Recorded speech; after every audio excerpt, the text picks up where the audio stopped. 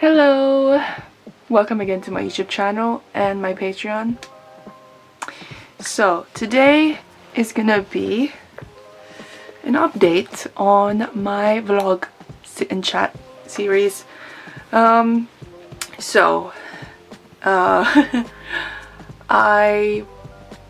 don't know if you guys have noticed that in a lot of my videos, in my vlogs or in my reactions, before I start my reactions, I usually say like, oh sorry, I've been busy, etc. Like last year was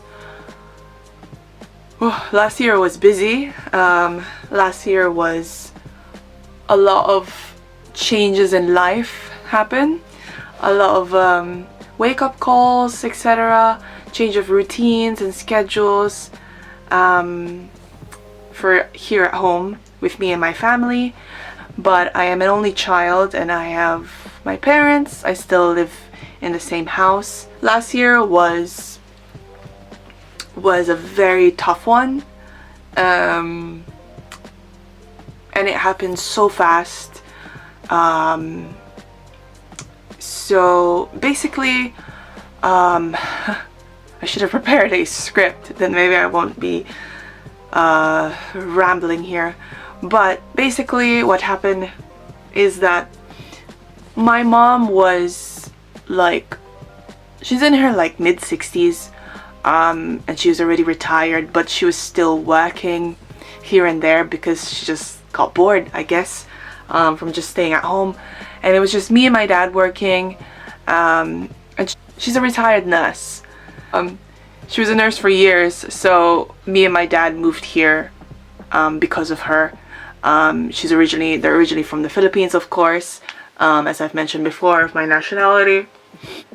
She was ill for a while, but it was like gallstones at first, and then we were obviously going back and forth to the hospital. She was already feeling some pain in her stomach and everything, and abdominal pain, but she didn't want to get checked. So obviously that left me and my dad confused, like what to do next. But then we just followed her decisions, because my mom is the kind of person who has like, if she has principles, then she will just stick to them. Like no matter what you say, certain subjects she will not be easily persuaded. That makes more sense. A few months later, where she started feeling more pain than before, and feeling more tired, etc. So she asked my dad to bring her to A&E, and yeah, and then we found out that she had gallstones. We were back and forth to the hospital, which is only like 15 minutes from us by car, and yeah, and then later on she was obviously discharged after a while of being there, and it came to her MRI scan, and there was findings of carcinoma, or cancer, found in the uterine lining. And keep in mind, her siblings, she's one of four. Her eldest sister passed away from cervical cancer just in 2023, late 2023. And then her eldest brother, because she's the youngest of the family, her eldest brother passed away from, I think it was kidney cancer, a few years before 2023. And yeah, so I don't really know the cause of my grandparents' death. She was shocked by the MRI scan, so were we. Didn't think much of it because it was just a finding, you know. You wouldn't think like, this is it, this is confirming it already, but it was just a finding. So and then she's, the way she is, like, my mom can be very she can be hard to read sometimes. So she's like, if she doesn't show that she's upset by what's happening, then it will kind of create a domino effect on you as well, who are close with her, that okay, this is not serious. So I didn't really take it seriously. Obviously I was a bit shocked as well, but at the same time I didn't take it seriously because of how she was with her reaction to it. Later on, I think she started having pain again, so we had to go A&E. NHS is National Health Service that we use here in the UK, and NHS is government, so they're owned by the government, so you get majority of it free. And then education as well, you can get it for free. But for the tuition fees and everything for university, you have to pay, but they're not pressuring you to pay till you earn a certain amount.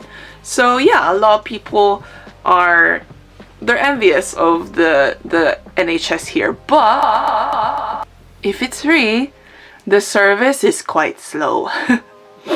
That's why I keep reminding, like, when we have relatives from the States coming here, I always say, like, yes, it's free, but it is quite slow.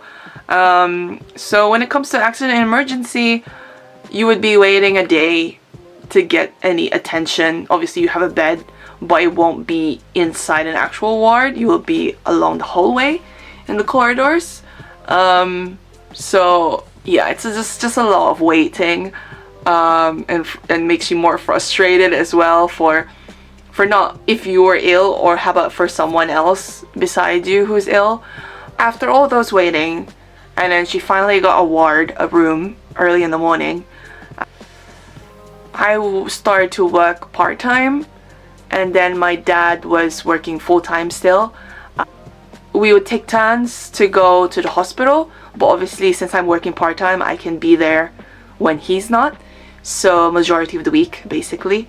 So I will go there like Monday to Friday, and then he would come. I would be there for the whole day, and my dad would be there around lunchtime, because it's just nearby work, it's just a bus from work. And then he would come again, he would go back to work and then come back again when he finishes around 5 or 6, and then we would go home together. So that would be the routine, because obviously she's admitted at the ward. And then on the weekends we would go together. Even if I'm not there, he would still be there. So yeah, that would be our schedule. And then there was one point where July 23, 2023, of course, last year, where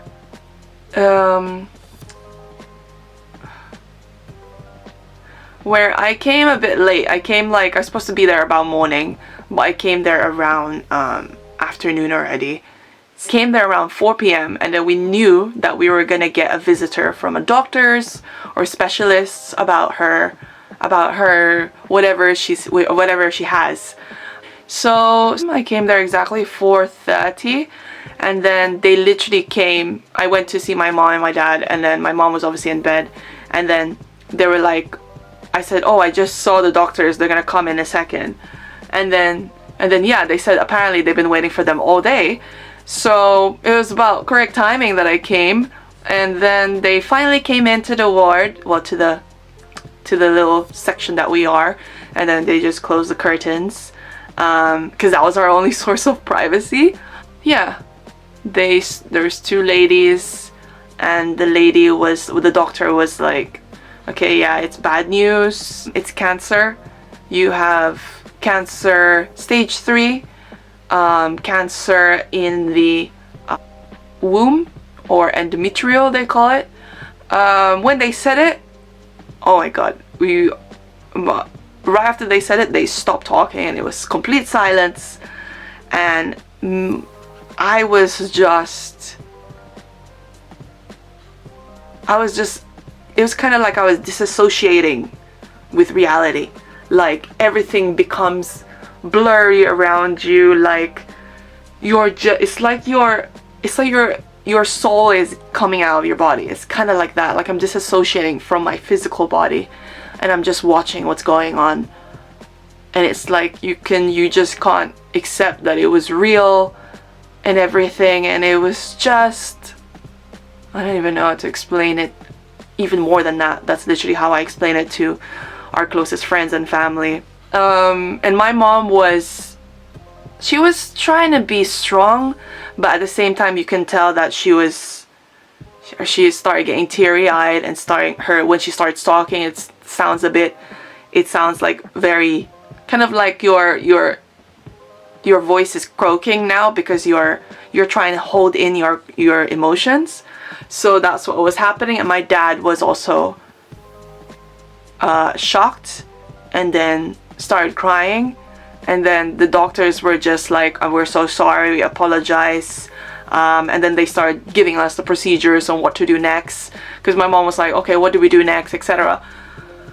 And then they were like, yeah, the next thing to do, we'll see how it goes for the next few days, but the other option is to do hysterectomy, which is to take out the uterus to get rid of the cancer. So that will be the next option, but they want to see how she is for the next few days. If not, then the next procedure will have to be chemotherapy. And yeah, and then later on they just left us alone, and then my mom just started releasing all her emotions. She just started crying, and then the three of us were just there, comforting each other, comforting her majority of it, and we were just a ball of emotions, the three of us, and we just could not accept that this is actually what's happening to us right now. Because like, I have a best friend who had a mom who passed away from breast cancer. I don't remember what year now, but it's been a while now. And you just hear about cancer from others, hearsay. You just hear how they've gone through it, but you haven't heard how they really went through it as a first, from their perspective, so you just hear that it's bad. Like, if someone has cancer, then that's it. So experiencing it from your point of view, from your own close relative, not just a friend, it's very, very different. Until now, I still can't even explain it. That was that day.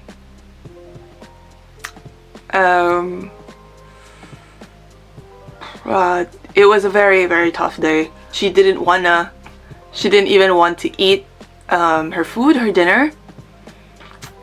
And we had to persuade her. My dad was just like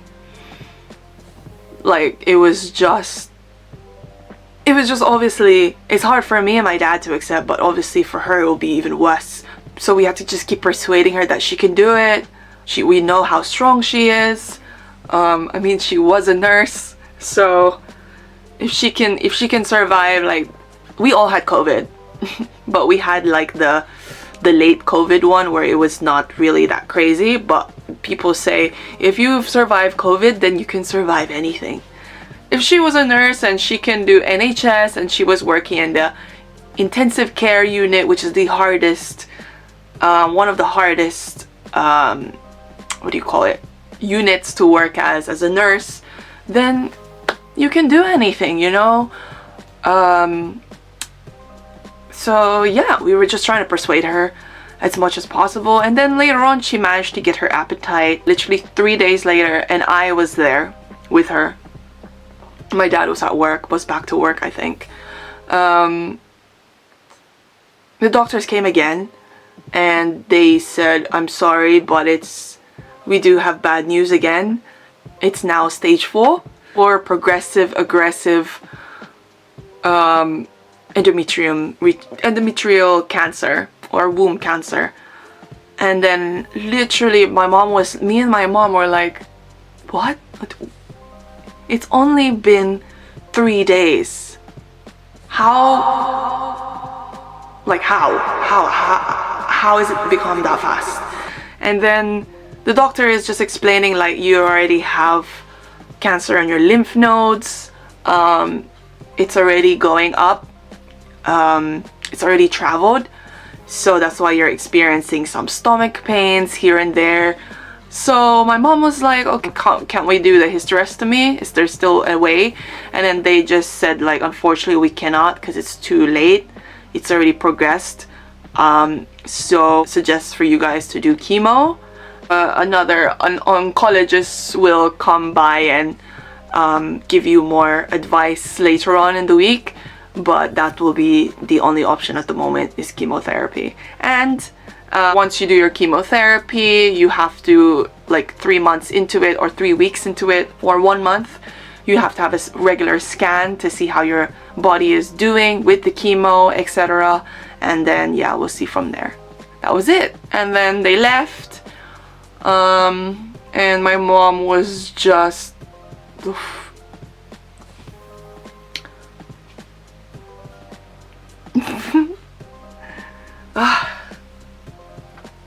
this is quite difficult because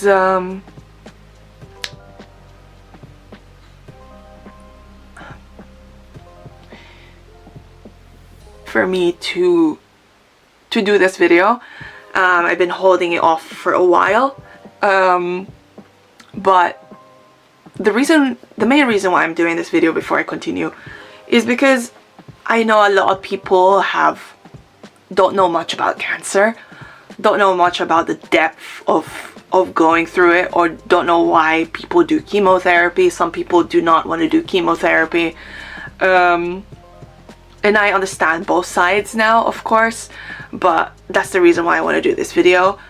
And maybe it helps me as well to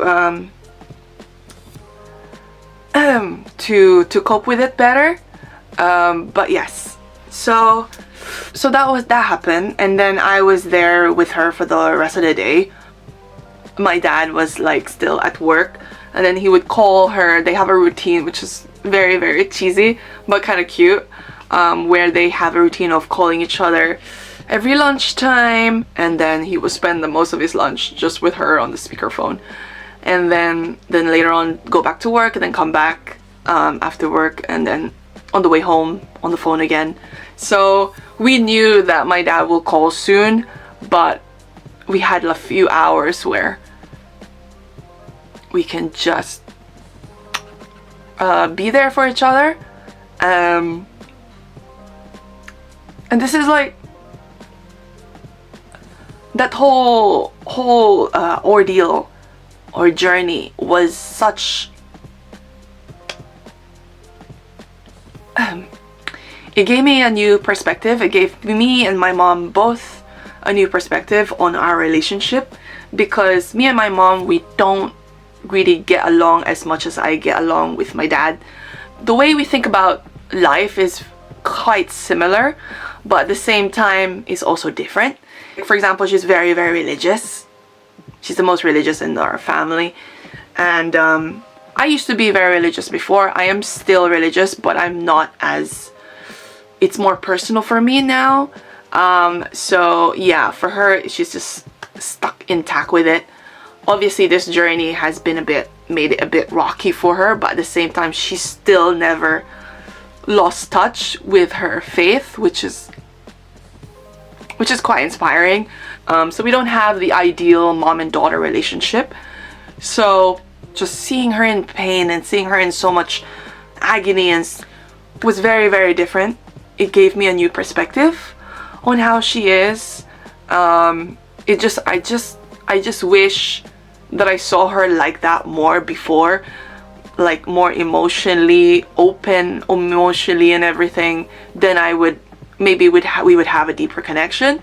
But of course, thanks to this kind of journey last year, I saw a different perspective of her. So obviously I was there to comfort her, and then it came to a point where my dad called us around lunchtime. He says, oh, did the doctors come to speak? And I said, yeah. And my mom doesn't want to talk on the phone, so she just left me with the phone. And then I said, like, yeah, they came, but I think it's better that we talk about it when you get here later. And we told him when he came back to the hospital. My mom was already crying when he came. She was still crying then, and she was just lying in bed that she just wanted to sleep and didn't want to talk much. And then I told him for her. He's obviously shocked and confused as well. And then yeah, chemotherapy is the next step. And then days go by, a week go by, that we're still visiting her back and forth. She's still at the hospital, and then you can tell that the pain is becoming more, a little bit more, but not too much.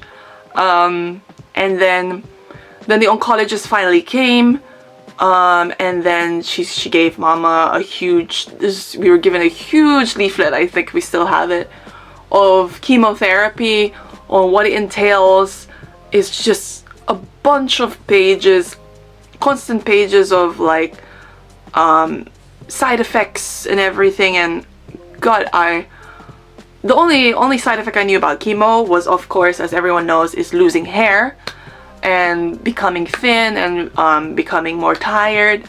But that's all I know. I didn't know about hearing loss. I didn't know, but these are rare side effects. And then you getting breathing problems in your lungs. You also having, your nails are gonna go a bit more pale. Your skin is gonna get dry. And so much more. Which I had no idea. I was just reading it with my mom, and then my mom was like thinking of not doing chemo at this point, because we were getting visitors from friends, from close friends, that they didn't do chemo. They decided to do just natural herbs and everything, but there's no actual plan for it, for the natural remedy. You know, we need an actual plan, so then we know like what will happen and what we can do and a schedule and everything. But this time we decided, like, it took time for her to be convinced to do chemo. But then she can only do chemo though if she's in better condition, like at least has a little bit more strength than before. That makes sense, because obviously the medicine is quite strong. But they decided to make a deal to do the chemo for her, is like to lower the dose a little bit. Like, you can lower the dose according to how much you can intake. So we didn't know that was possible, which is pretty good. Finally, she was managed to become discharged, and it was so cute because she took pictures with the nurses and she looked amazing in her dress. She got dressed up and they literally could not recognize her for a sec. And obviously she got her them chocolates as well and sweets, which is just what she usually does. She's very, very generous. She managed to be persuaded to do the chemo because she noticed that she was getting rashes appearing in her body, near her stomach area and everything. And then she was like, that's never happened before.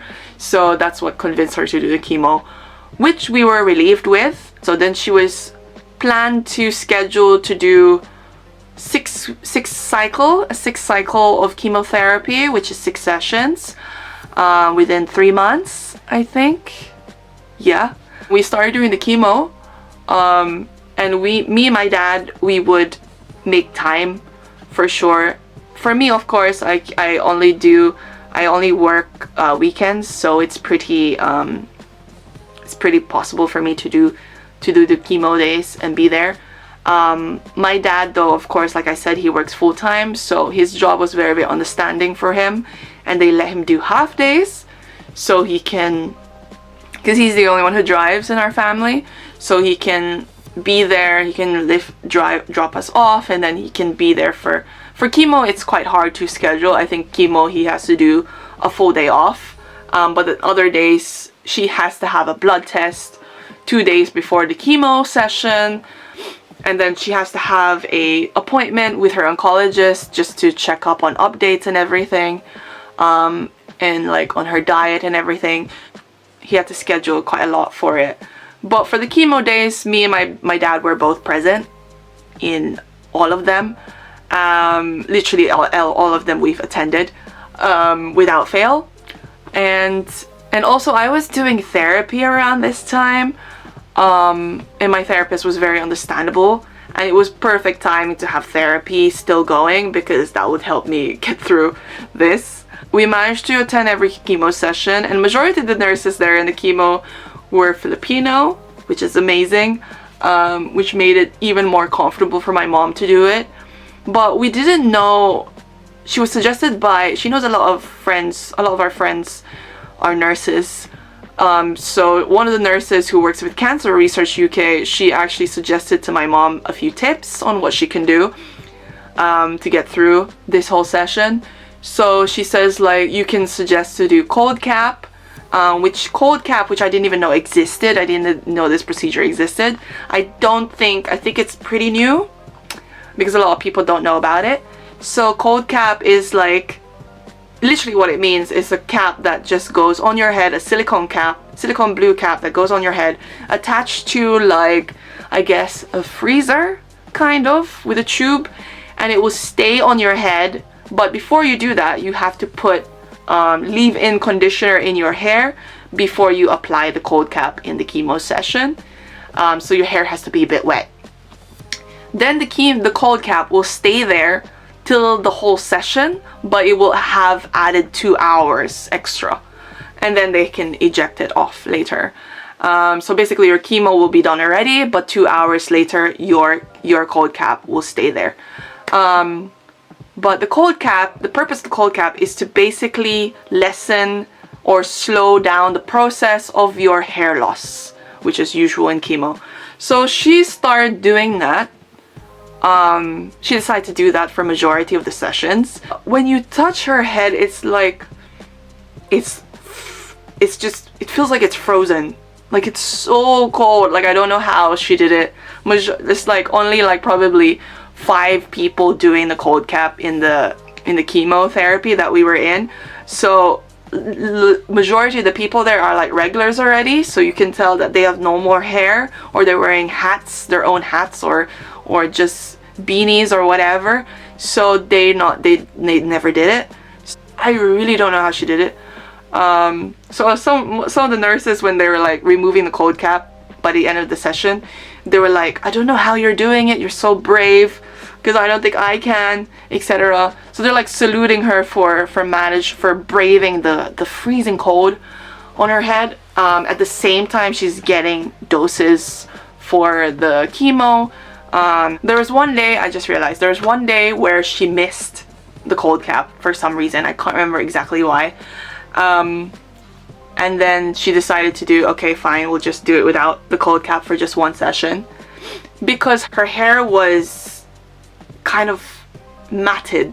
Well, there was a time where I decided to become a carer for her, full-time carer for her, since I only work in the weekends, so I can be a full-time carer for her Monday to Friday. So that's why it was a bit even more busier. My dad will be there with her in the morning, and then later on leave for work, and then come back home around 5 or 6, depending on what shift he started in the morning. So I would be here with her majority of the week. And there was a point where her hair, she still had hair, obviously, because she was still doing cold cap, and then she managed to, her hair like somehow got matted. I don't know how, but it started getting dry, and then it was just stuck. It was just stuck in one corner like a bun, and then we were really trying to unmat it, but it was just impossible, and I've never done that before. So the options were to either get it cut or shaved, one or the other. So by the time she was doing her next chemo, they suggested to her, like, you might as well try to go and get a haircut. You know, you don't have to get it shaved, you can just get a little short haircut. She decided to do that. She decided to get a little haircut, like a pixie kind of haircut, and it suited her actually. She wanted to still do the cold cap, but since the day that she missed the cold cap, her hair started falling a lot, and I didn't even know that she had a huge piece of hair that was cut. and that it was already falling way before that she was admitted in A&E and this whole thing started. She told me like late when I was with her here at home, like that her hair started falling randomly one day, and then she told my dad about it. So the cancer was already developing in her system way before we even got her admitted in the first place. Her hair started falling a lot, and she started wearing, I gave her one of my beanies because I can tell that she's becoming more and more insecure in herself and how she looks, because she wore my beanie like every day. And then she also started putting like earrings here, like heart earrings that she started wearing randomly because she has no hair, so she feels like she has to wear earrings to still look good, to maintain her appearance. But for me, I had to keep reminding her, like, we don't care how you look, like, you still look good, you still look alright. So don't think that we find it weird or we find you different, etc.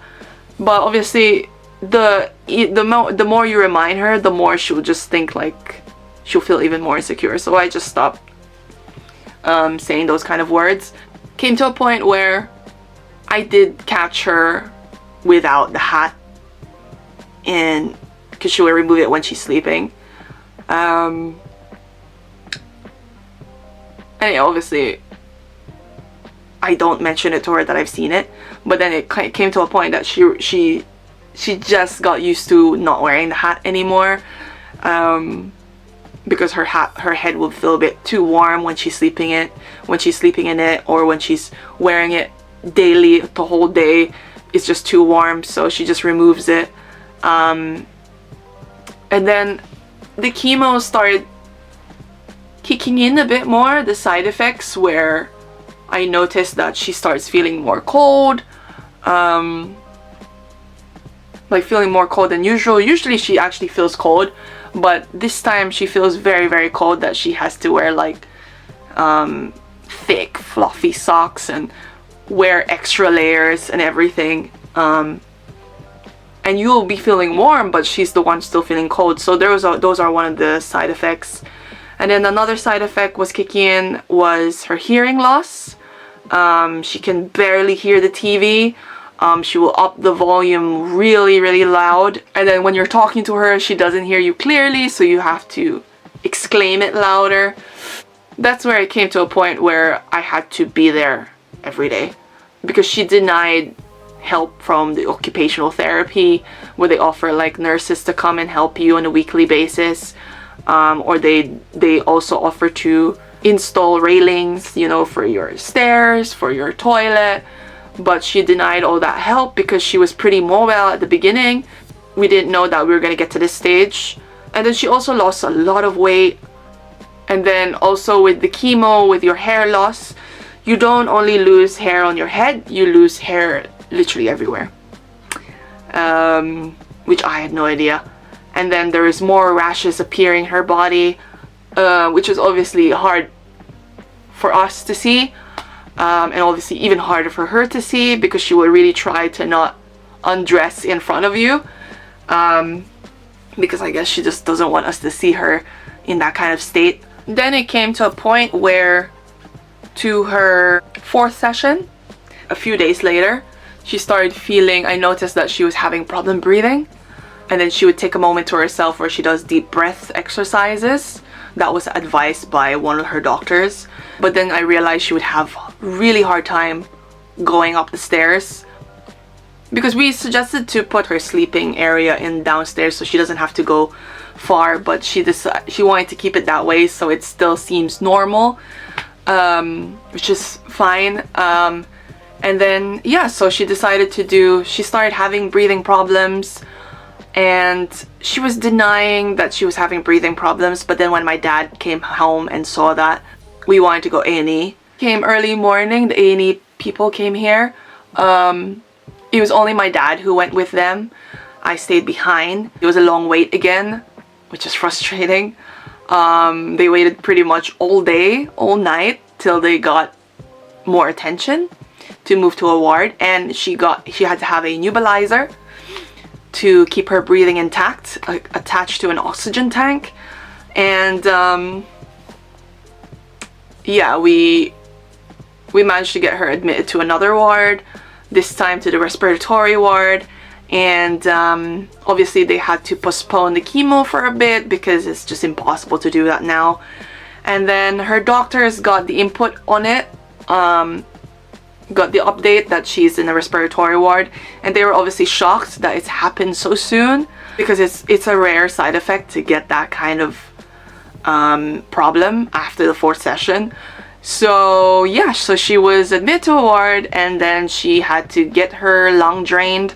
There's a large amount of fluid in there. She actually drained out 4.5 liters of blood or water. And then also her legs have been swelling. So it kind of helped, the draining kind of helped her legs become lighter. And much easier for her to walk, because she had a hard time walking before because it was so much swelling, like water retention and everything happening.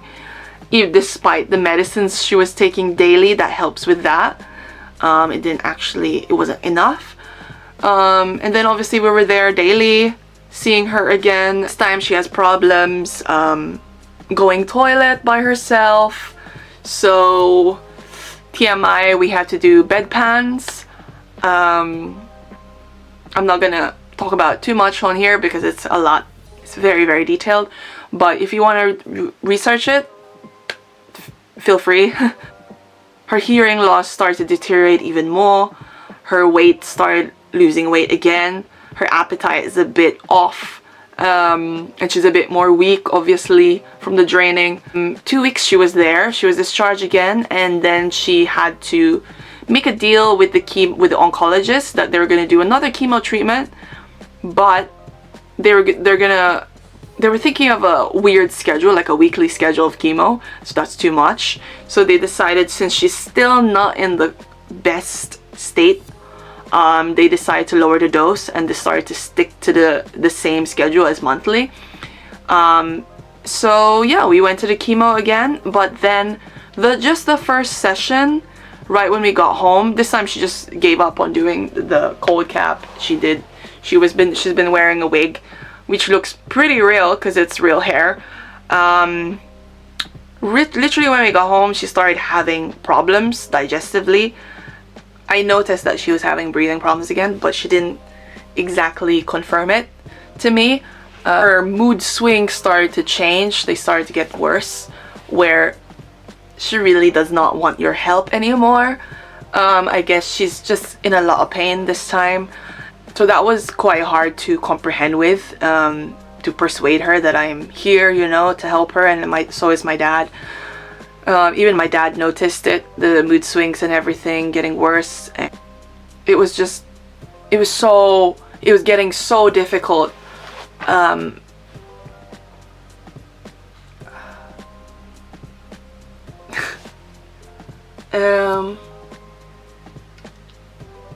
It was getting so difficult to understand her, like I've said in my last vlog here of my mental health series, where I say that I just kind of numb myself to pain, so then I don't feel it as much later. I won't be as upset. So that's literally why I started doing for the since we found out that she had cancer. I don't know, maybe not think too much about it, that it came to a point that I was just kind of numb, but at the same time I was still emotionally open somehow with her. But it was just like she would try to push me away, really increase my patience with her. Like I had to really persuade her, like I'm here. I just had to remind her every day that I am here. Me and my dad we're both here for you, etc. We're not leaving. We know we want to be here till you get better, etc. Breathing problems were, like I said, were coming back. So we decided to call A&E again, and then they came to the house on Sunday morning. I remember that because I was supposed to work. I was literally getting ready for work. And then I saw my dad and my mom in the living room. They didn't go upstairs because my dad was saying that she was having problem going up the stairs and she was having breathing problems just by sitting on the sofa. So he decided to tell her that we're just gonna stay downstairs, and they never slept that night. So he's like trying to persuade her that we should go A&E or we should call the ambulance and everything, but she doesn't want to. So I decided to call 999, which I did last time. So I called them, and then they said they will come back. They will come, but it took them nearly an hour, which was frustrating. So then we called the ALS, which is like a helpline for cancer patients, for chemo patients.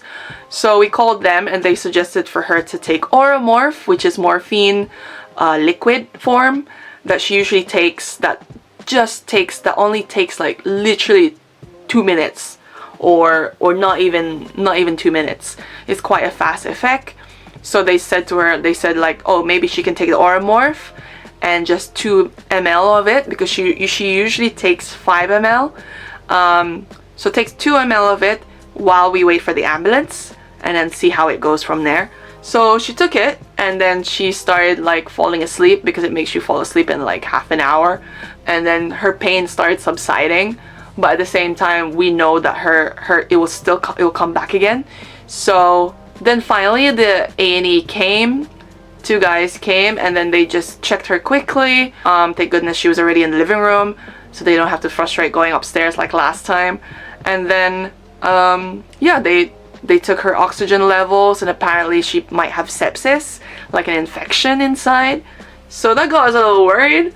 And then this time I decided to go with them. So I didn't go work that day. I literally had to call work when we were in the ambulance. But anyway, we got there to A&E, and bed for her, which is like a ward for her, like an emergency ward, which is perfect. So more privacy kinda.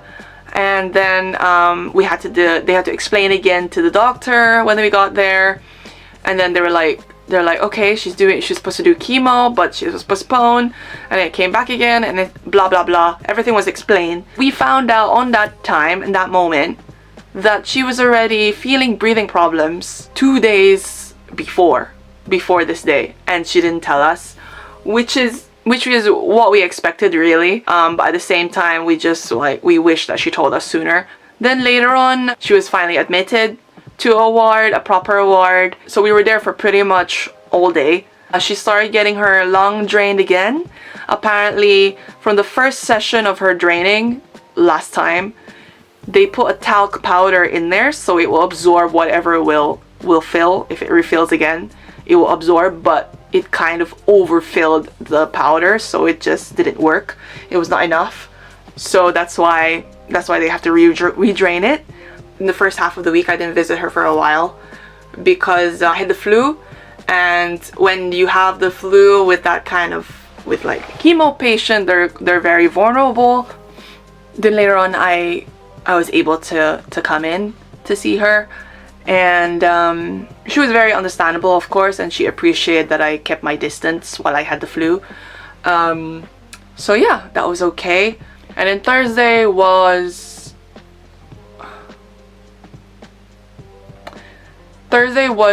kind of weird because she was, I think I came in right around 11 something in the morning, 11:30.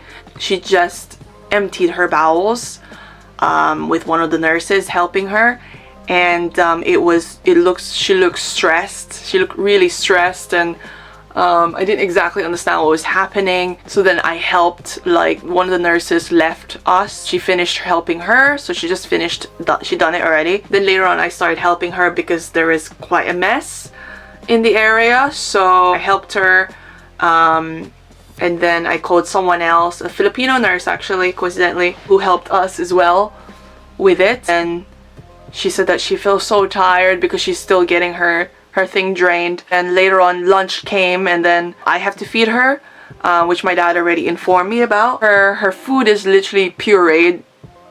Literally all of it is pureed at this point, because it's just easier for her to digest.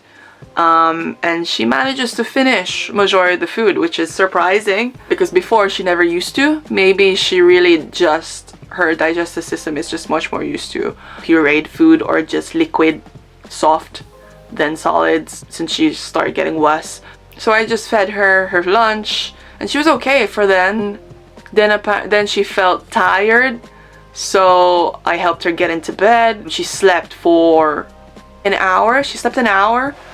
Then she woke up suddenly, and then some nurses came to check on her usual checkups, and they said that her blood pressure is quite low, so she has to up her liquids. She has to drink more water, just more liquids in general, and or elevate her legs.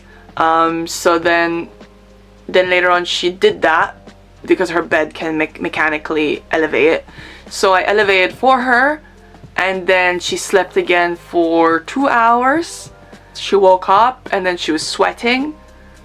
I don't know why exactly, but she was sweating a lot because she was adding more layers of like blankets and her usual soft bathrobe, her fluffy bathrobe. There was a time where she was sleeping and my dad called around lunchtime, and then I said that she's sleeping, so he won't be able to talk to her at this point. And then I told her about what was happening that day, and then he said the same thing, like she should just drink more fluids and then she can just elevate her legs, maybe it will help with the blood pressure. And I asked her like how she's feeling, and she said she's been feeling alright, she feels okay today.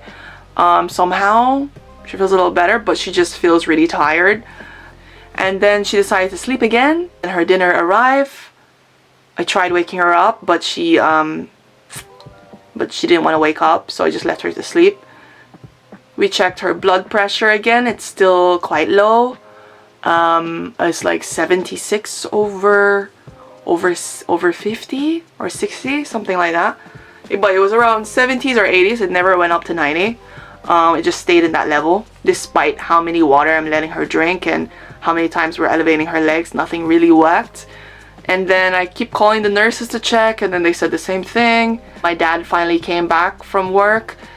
She was sleeping still, and then she kind of woke up a little bit to speak with him. She didn't want to eat dinner, and then there was a point where she needed to pee, so we had to, I don't know why, but she asked me and my dad to help with the bedpan. So we did very quickly because we're used to it at this point. She said like, she started acting a little weird because she started saying she actually thanked me and my dad individually 3 times, and she's never said that ever since we had this problem, since we started this journey. I asked my dad like what to bring for the next day. Like she needs her socks, she needs her slippers, and then also she needs her purse bag that has her wallet in it, which she never asks for, so that was a bit weird, but we just said okay, sure, we'll bring them. And then what's even weirder is that she asked us to leave exactly when the visiting time is done, which is 7 p.m. And then we found that really weird because we stay longer than that, and we are always allowed to stay longer because majority of the nurses there are Filipino, so they let us stay. But this time she was just literally begging us to please leave and please go. So we said our goodbyes and we just respected her decision. So we left. Me and my dad were still talking about on the way home. We were like, why is she in a rush for us to leave? That doesn't make any sense. Why is she asking us to bring her bag? That doesn't make sense either. She never asked for that. But yeah, and then when we got home, we didn't think much of it. Spent like a normal night, just chill, watch TV, sleep, and have dinner. And then literally I was woken up around probably 7:30 a.m. by my dad crying in distraught, and he's on the phone as well, and he's like telling me mama's gone, mama's gone, mama's gone. And I'm like, I'm just waking up and I'm just trying to absorb the information and just confused as well. And like I just went straight to him. I didn't change. I went straight to him and I was like, what do you mean? And then he's like, I got a missed calls from Queen's Hospital around 4:30 or 5 a.m. and then I didn't answer it because I was sleeping, and then I'm trying to call them back, and then they told me just earlier that that she's gone, that she passed away around that time, and they're trying to get a hold of us, but they couldn't get through. So he had to call them back again and again just for them to wait for us, because if they don't, then we won't be able to see her till, like, I don't know, till we schedule an appointment for the morgue. So we just rushed, we left. I've never seen my dad in such emotional wreck like that before. I think I have seen it once, but it's never that much. And I was still trying to absorb everything.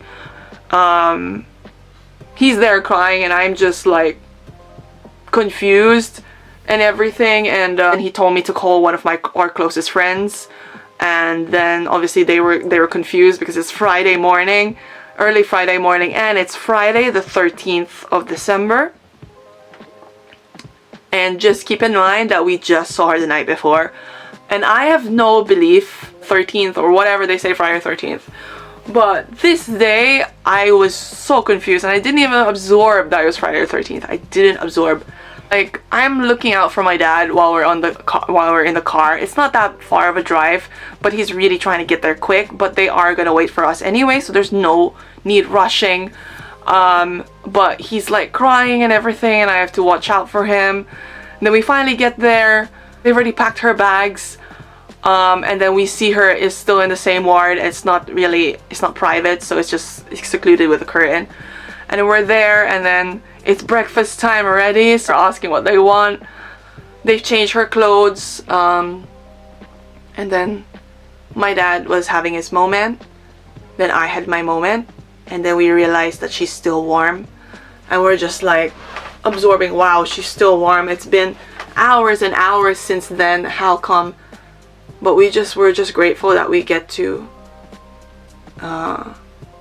see her. I don't know. I'm not gonna get into too much detail about that moment. But it was a lot to handle. Nurses started coming in and saying their sorries, their condolences and everything. And then the doctor came in. We finally spoke to a doctor asking for more information, and apparently she just passed.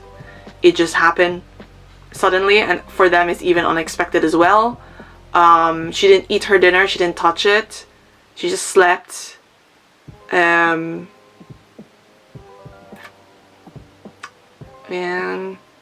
yeah, and the only thing he told us was that this is normal with cancer.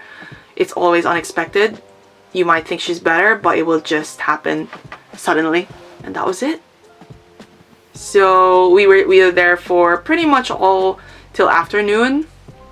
They gave us water to drink and tissues, and we were just figuring out like how to pack her stuff, like the rest of her stuff that are left there in the drawers, and making sure we don't forget anything. And then we told them that we are okay. And then we called our local priest that she usually asks for like advice, who's been paying us home visits, which has been really nice. So he came and gave her a blessing, and he was also shocked. And then he says like, I am willing to hold the funeral mass for you, so just let me know whatever when you're ready. And then yeah, then he left. Then we stayed for a bit more, and then later on we asked the nurses that were ready that they can collect her to the morgue. And then apparently they told us the procedure that we have to schedule an appointment to see her if we want.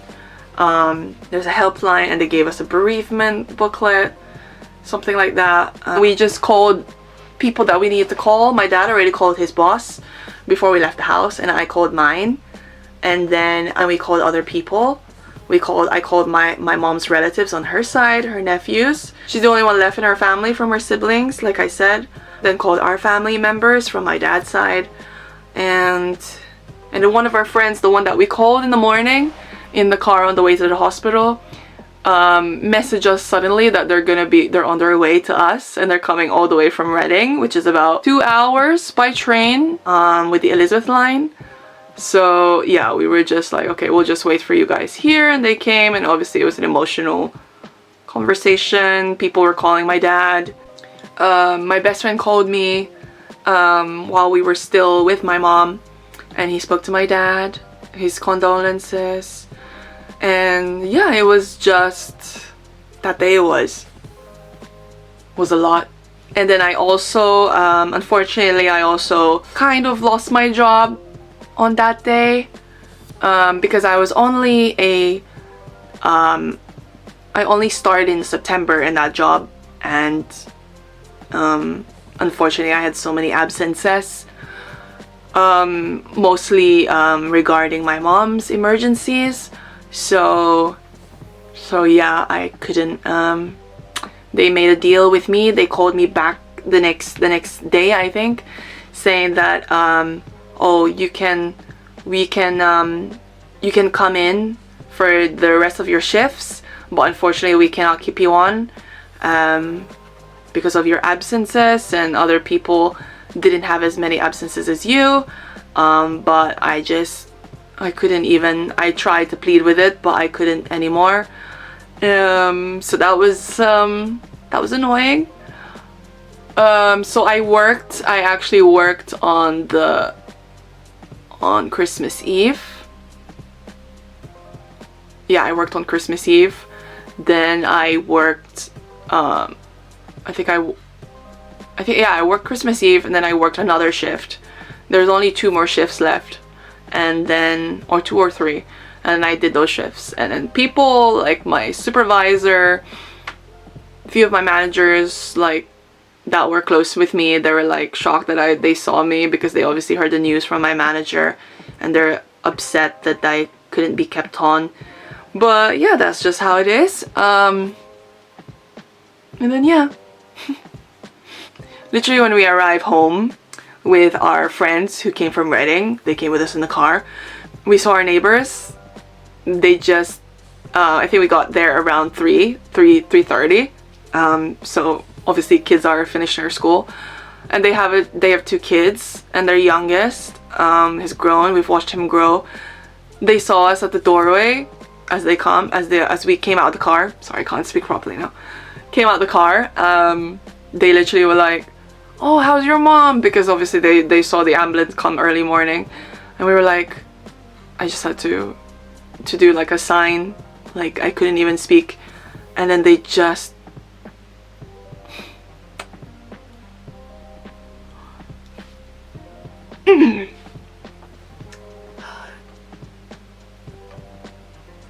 okay. Their youngest son, just literally, he was still in his school uniform.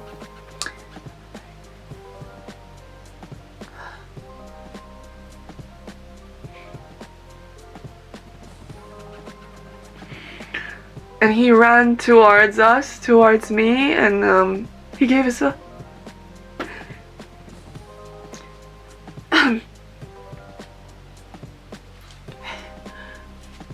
he gave us such a tight hug. And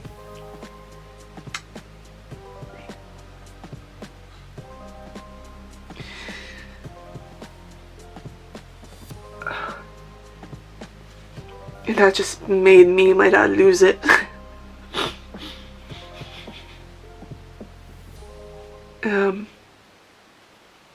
But yeah.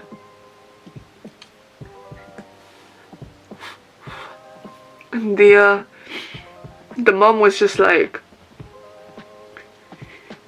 just kept reminding us, like, whatever you need, we're here. So, you know, as always, we're here for you. So just let us know, just knock on our door, and we'll help you. Oh crap. I still look like a mess. But I'm gonna continue. And then we saw our visitors from Wales who traveled a long way, and they have like an autistic son, so bless them for coming all the way. And their son is very, very talented in art. But yes, they came.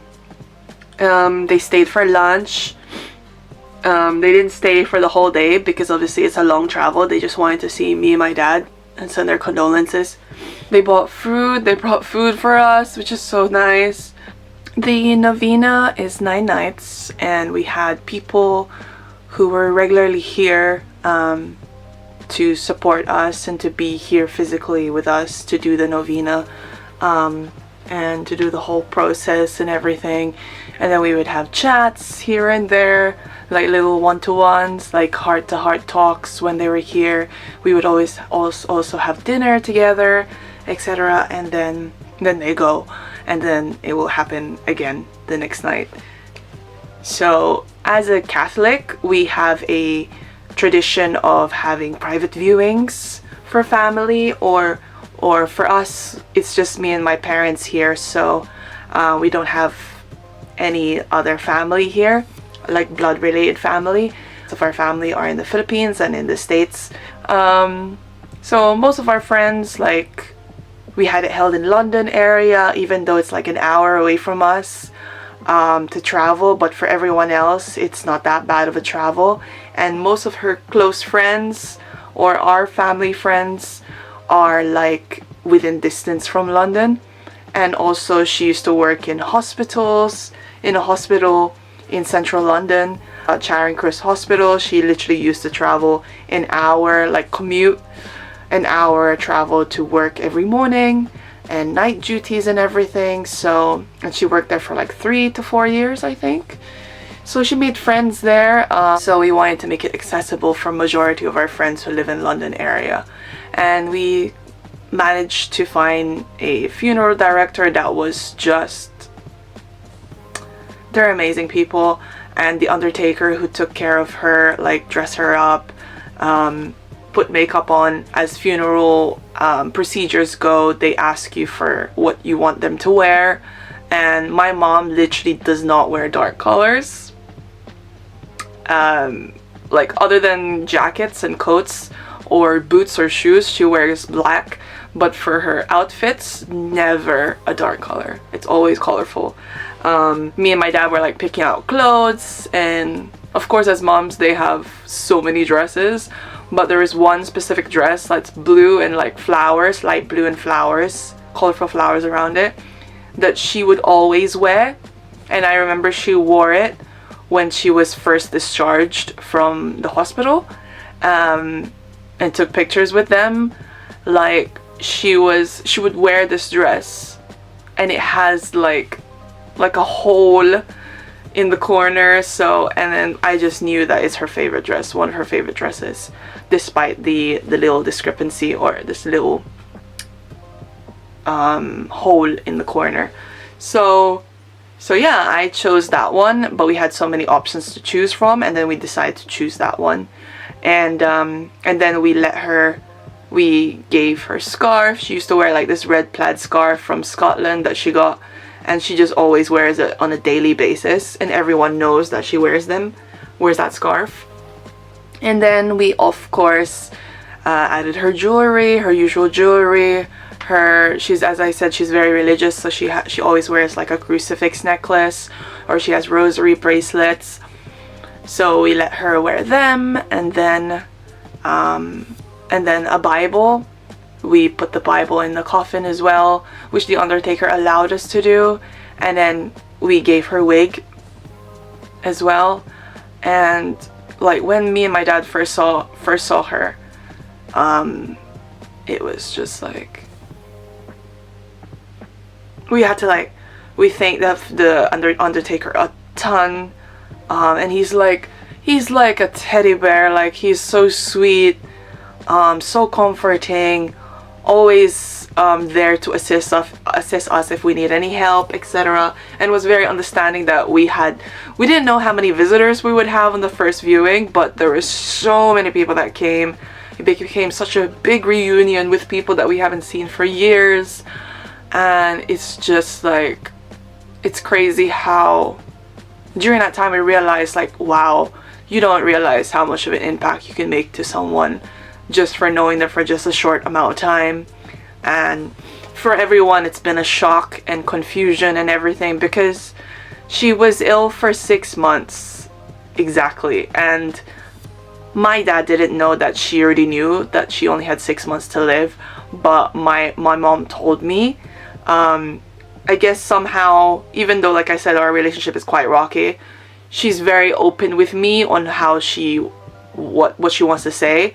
So in some aspects she's more comfortable telling me than telling my dad, because she realized, she can tell that my dad was the like most positive in this whole journey.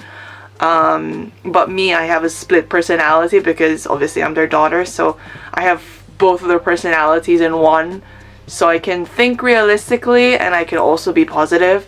So yeah, it's kind of like compromise, I guess you can say. But yeah, so both viewings were a success, so to say the least. And then the funeral came. Everyone has been very, very helpful with that. And then we managed to get permission to ask our friend to do our eulogy, because we do know that when people do eulogies, they become more emotional and sometimes you might get overboard even though you have something to read in front of you. So it'd be difficult. So our friend did it, the one who was attending most of our novena, and he did it well. And then we had a very nice reception, where it's called Celebration of Life, at a local restaurant nearby, and a majority came as well. And it was a big turnout. It was such a good turnout. My best friend came, a few of my close friends came, so that was really, really nice. Makes me even more grateful to have them as friends, that they came to support and give comfort as well on that day. We had her cremated, and yeah, we managed to get her ashes transferred to a lovely urn. But yeah, that's basically what was happening last year, or last month. I can still say last month because we're still in January. But yeah, it's been an eye-opening journey on life itself. Me and my dad have gained so many lessons from it. First of all, communication is very, very important. It might sound very simple, but it's harder for other people to do, especially with my mom. I'm guessing we think that she just didn't want us to know that she's in pain. She doesn't want to bother us too much because she's so used to doing things herself. And obviously she was a nurse for so long. It gives you, like, they're kind of like, what do they call it? They call them the hard-headed patients, because they just think like, okay, whatever they think is happening, they already know what's happening. They know the procedure, they know what to do, but not for everything. It's not correct. We gain a lot of lessons. And then also the other lesson is, whenever you feel pain, get yourself checked as soon as possible. Don't waste time. Just get it done. Get whatever questions you need answered. Just do it. Just book that appointment. See your local doctor, local GP here. And yeah, get it done, because you never know. Like for me, I've scheduled a genetics test, or what do they call it? BRCA test, to see like what you have, what you might get from someone else, because it's hereditary cancer, of course. So yeah, I've got that scheduled, but I don't know when that result's gonna come. So another lesson is, you just never know. Life is short. Live life to the fullest, because my mom has done everything she needed to do, except for like family problems, whatever, but that's just not really necessary at the moment. But overall, she's done everything she needed to do in life. She's traveled the world because of her job and because of friends in the community that they managed to get here in London, the religious community. And then she managed to have her own family, you know. So she's done, and then her career was a success. So she's done everything she needed to do, which is amazing and inspiring, actually, the more I think of it. So just live life to the fullest. Life is short. You just never know when it's gonna happen. It's just about timing. If it's your time, it's your time. For me, faith has been like growing on me again, because of seeing how she is. Like, we know that her faith became a bit rocky during the time that she was getting worse and getting ill, but she still never fully let go of it. Like, our priest was like our local priest, who became kind of like a spiritual advisor for her, because she wanted to have communion, but she doesn't have the strength to go to church. So he would just come to the hospital visits, and then also at home when she was discharged. So it was really, really nice of him to do so. And also he gave a lovely service at the church for the funeral. When me and my dad went to meet him for the funeral arrangements to finalize everything, and like, oh, we think that she might have had her faith rocky during the moments.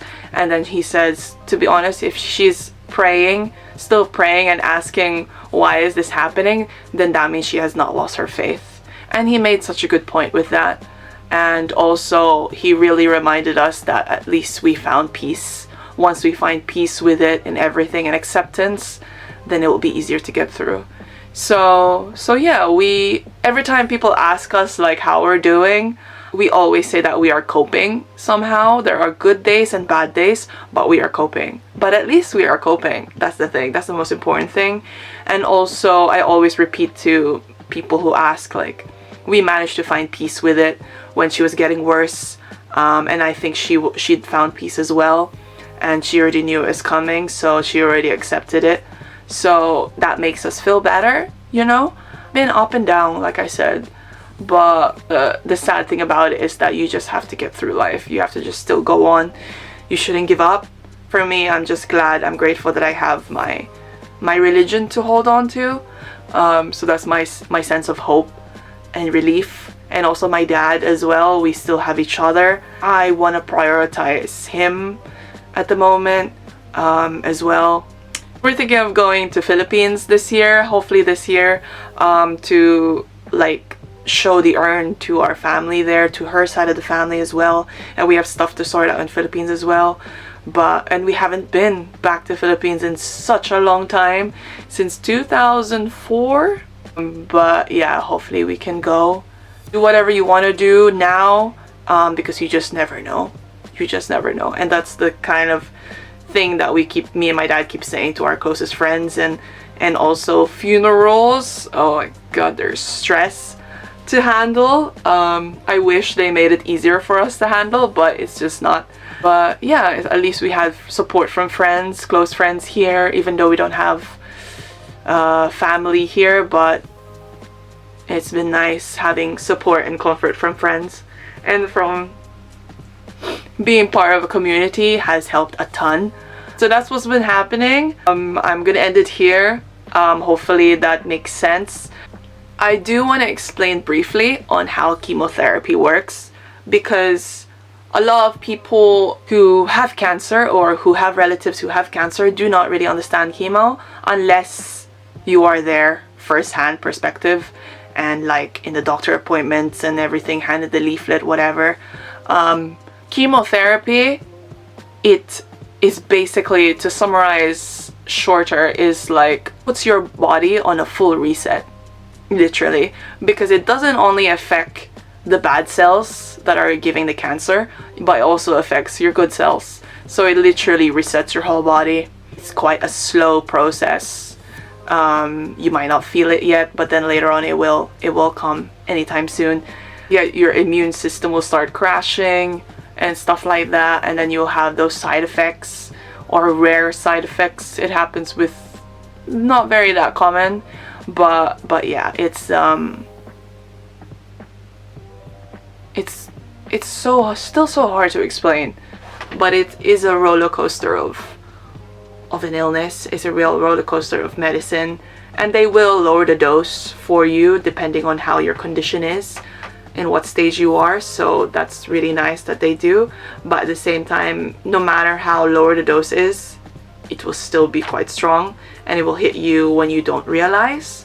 So if any of you guys like have any symptoms, there's no direct symptoms of womb cancer and endometrium. It's mostly just internal bleeding, I guess I would say, and stomach pains and like gassy and digestive issues.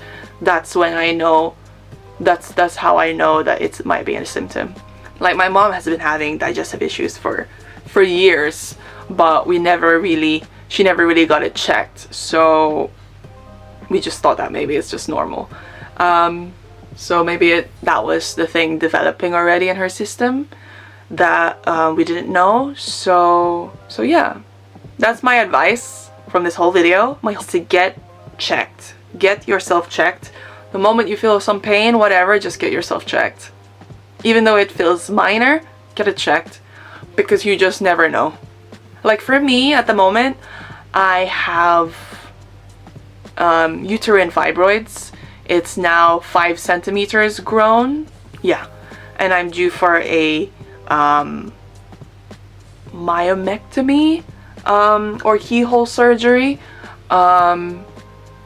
Yeah, I'm due for that, but it's on a waiting list, so it takes a while. And ironically, I was called for surgery, to come in for surgery, a few days after my mom passed, which was wrong timing. Very wrong timing, and no advanced call or whatever preparation. So yeah, I had to postpone it. So now I have to wait till summer. But I hope to expedite it soon, to have it come sooner. But yeah. And it's uterine fibroids. If you don't know about uterine fibroids, it's to do with, kind of plays a part in dysmenorrhea, in heavy menstruation, pain. You feel pain like 2 weeks beforehand. You have all the digestive issues approaching it, and then also after and during. During is worse, and then after is worse, because I gain anemia. I became anemic from it, so now I take iron supplements twice a day. I'm still discovering more about it, but yeah, I hope to have the surgery soon, and hopefully it'll be a success, and hopefully it won't take too long to recover from. There might be a chance that I might not be able to have kids, but I mean, I don't exactly mind it. I don't exactly mind the idea, but also, like, maybe I would adopt one day if that is the case. But yeah, so that's my situation. I take like tranexamic acid tablets with omeprazole beforehand to get through it for the first 4 or 5 days that I have my time of the month. I'm gonna end the video now. This is basically, I'm gonna try to edit this properly because I've been rambling in the majority of it. But hopefully you guys understand somewhat of what I went through last year, and still in the process of getting through it. I learned a lot about myself, being a carer for someone, carer for a parent, especially patience is a lot. You need a lot of patience for it. You need a lot of, like, you need to be more selfless. Yeah. You need to try to gain understanding of what they're going through, especially even though you think you already have enough empathy for people, or in general, you'll realize that you need even more empathy in that scenario. Now I know how she went through as a nurse, like how hard it is and everything. I still don't understand how she done it. But yeah, you learn a lot of lessons about yourself. You learn to make sacrifices. I didn't see my friends for probably majority of the 6 months. Probably rarely, like one or three times in those months that I managed to see them. Usually we just text. So yeah. And then my therapy appointments, managed to get discharged from it. So yay. But at the same time, my therapy appointments, they had to be only phone call or video call. I couldn't really go in person anymore because I just didn't have time. But that helped me during that time when it first started. Our prayers were changing through the months that it was happening. It was first being like, oh Lord, can you please help her? Can you please heal her with all your mighty? And then during the time where she started getting worse and we started to feel acceptance and peace with it, we were like, our prayers started to change to, Lord, whatever happens, whatever is your will, we're ready for it, and hopefully she'll find peace with it. So will we. Yeah, that was our prayers changing. You just realize a lot of things and you're still realizing more things now. Thank you so much for watching. Hopefully this won't be so long after editing, and hopefully you guys gain an understanding of how cancer is and how chemotherapy is, and family, faith, mental health, all of the above. I hope I didn't ramble too much. If you have any questions about it, jot down in the comments and I'll be free to answer. And this will explain my complete reaction to How to Make Millions Before Grandma Dies, because that was a whole cancer movie, related movies. So yeah, that's why it hit me a ton, because I was still going through the process and she was still here when I was watching it, and I wanted to show her that movie when she got better, but obviously we didn't get there. But yeah, please check out my Etsy shop as usual, and then also my Patreon. This will also be uploaded on Patreon. But yeah, I might upload the full uncut on Patreon and edited version on YouTube, just because it's a long one. Thank you so much for the support, for the comments who left on my last post before I uploaded my pre-recorded videos. Thank you so much for the comments. They were very, very sweet and they meant a lot. Trust me, they do. I hope you guys are all well. Yeah, live life to the fullest, guys. Do whatever you want. Get yourself checked if you feel any pain. Please do. And yes, that's it for me. See you in the next one. Bye.